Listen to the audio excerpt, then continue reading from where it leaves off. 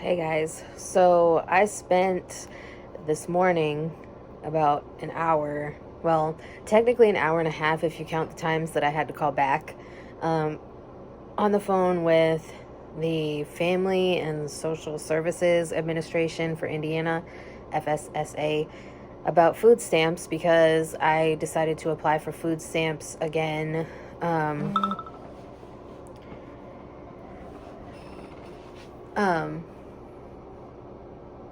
because of the issues that we're having. Sorry, I kind of blanked there and I was reading the text. Um, yeah, they basically approved us for expedited food stamps because I am not working right now anymore. And so we only have my husband's income now. And I was approved for $281 a month. And she said that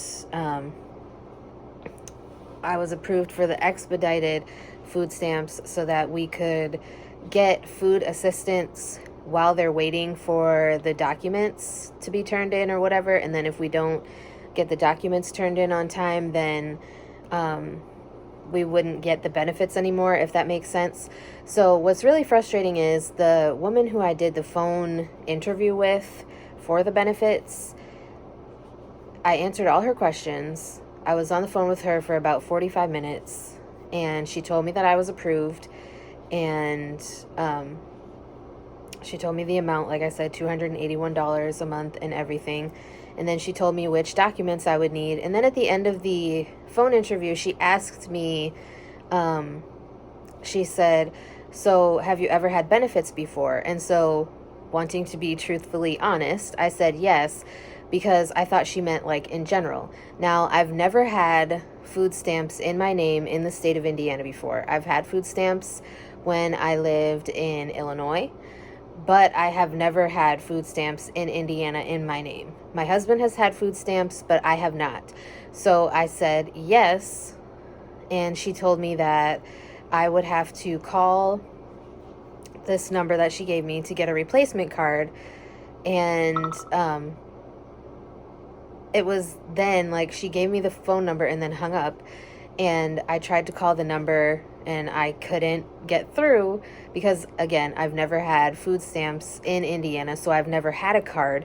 So I don't know how I'm supposed to request a replacement card when I've never had a card. So I don't think I would even qualify for a replacement card.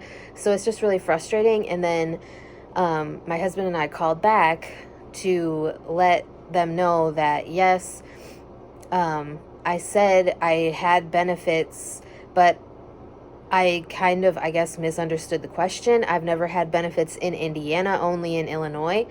So, like, I don't know. So basically, now she's saying that, because we talked to somebody totally different, so now they're saying that we won't get any benefits until our documents are turned in and until all of that information in the documents is verified and reviewed.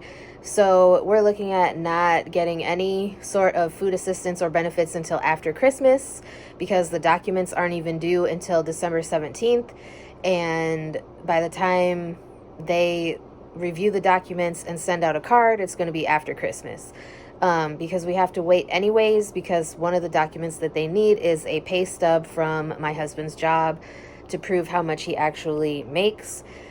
Because he has not gotten any paychecks yet from his new job. So it's just really frustrating. Like, I wish if you approved me for expedited benefits and I said yes to a question that was termed very broadly, I don't think that we should be penalized for needing this assistance expeditedly.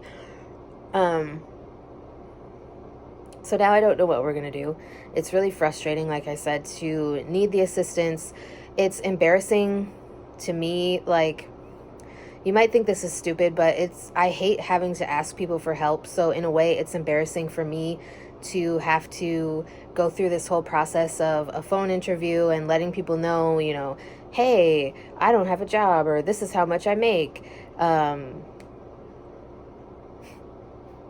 It's just really frustrating.